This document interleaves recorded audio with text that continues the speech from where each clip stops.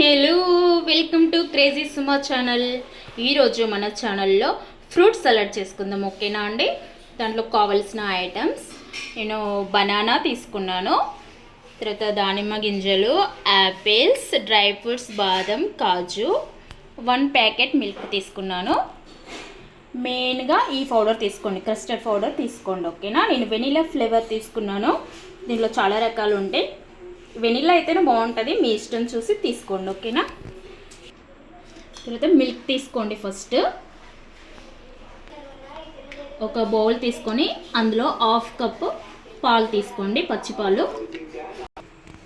మిగతా పాలు గంజులో పోసి వేడి చేసుకుందాం. ఓకేనా?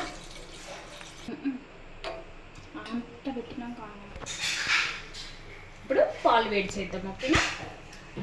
ఇక్కడ పాలు మరుగుతూ ఉంటే మనం ఇందాక పాలు తీసుకున్నాం కదా, అందులో పౌడర్ వేసి కలిపేద్దాం.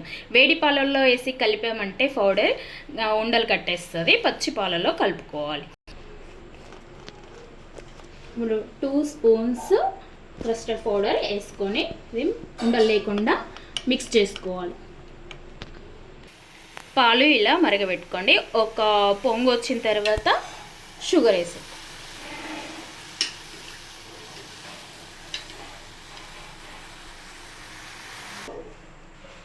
షుగర్ వేసుకోండి.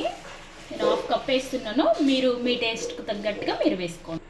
ఇలా షుగర్ వేసిన తర్వాత ఒకసారి కలపండి. ఇలా మీగడ కట్టకుండా పాలు కలుపుకోండి. ఇలా పాలు మరుగుతున్నాయి కదా, ఇందాక కలిపి పెట్టుకున్న పౌడర్ని వేసి కలుపుదాం. ఇలా పౌడర్ కలిపాం కదా, ఉండలు లేకుండా చూసుకోండి.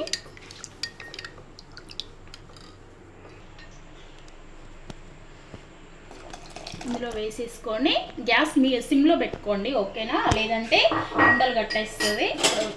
వేసిన తర్వాత ఒకసారి కలుపుకోండి. 2-3 మినిట్స్ ఇలా సిమ్లో పెట్టే కలుపుకోండి. ఓకేనా? లేదంటే గట్టిగా అయిపోతుంది, చిక్కగా. ఇలా కలుపుతూ ఉండండి, లేదంటే మీగడ కడుతుంది మీద.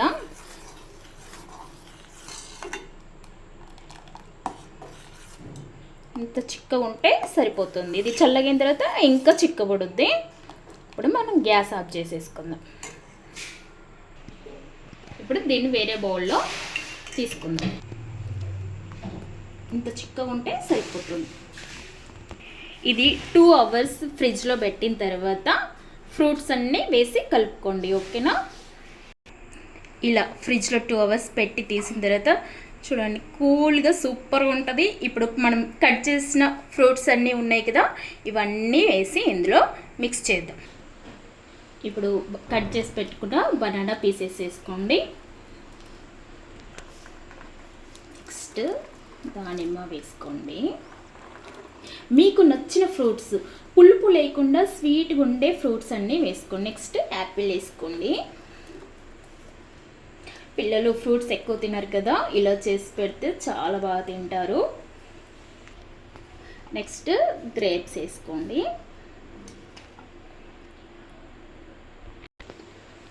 కొన్ని కాజు ఇలా చిన్న చిన్న ముక్కలు కట్ చేసి వేసేయండి.